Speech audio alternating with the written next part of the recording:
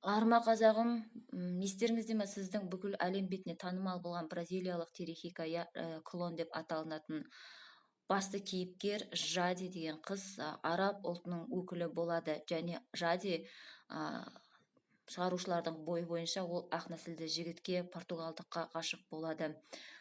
Сонымен бұл жерлерде жаңағы араб қыздардың барлығы ақ нәсілді ер азаматтар туралы армандайды деген ой пікірді тығып жіберген. Және бұл сериалда бүкіл араб өкілдерінің барлығы мазақ етіп көрсеткен. Естеріңізге салып кетейін, Рания деген Саидтің екінші әйелі болады, және ол өмірі жаңағы Жадимен қырылып төбелесіп сөйтіп жүреді. Сосын жаңағы Саидтің апасы Назира келген экранға келген кезде барлығы күлкіден ішектері қатып өледі. Сонымен қоса Латифаны да көбіне комедиялық кейіпкер қылып көрсеткен. Сосын жаңағы Жадидің қызы Хадиша, анашым, мен байға дегенді армандаймын, маған байым алтын берсе, көп берсе дегенді армандаймын деген кезде барлық көрермендердің барлығы ішегі қатып, өмірі күліп, араб әйелдерді, араб қыздарды мазақ ететін еді.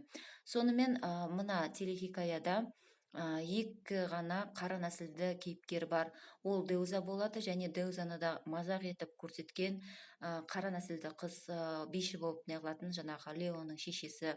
Сосын жаңағы басты кейіпкердің Мурило Бенисионың, Лукастың нянясы қара нәсілді әйел.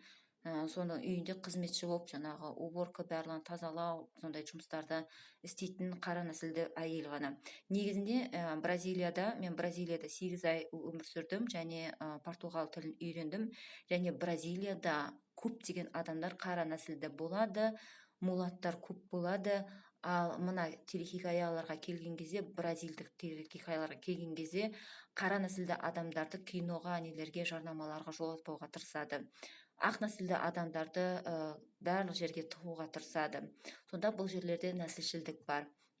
Сонымен қоса тағы да басқа ақ нәсілді емес өкілдерді сол кинода, жаңа Клонда мазақ етіп көрсеткен, комедиялық қылып нелердің барлығын сөйтіп жаман қылып көрсеткен болады.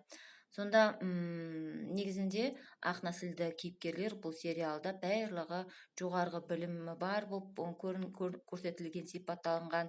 Біреу профессор, бизнесмен деген сияқты. Ал жаңағы араб өкілдері көбіне әйелдердің жұмыссыз отырғандар, жолдары болмай қалғандар, биші, прислуга деген сияқты, сондай қылып оларды сипаттаған.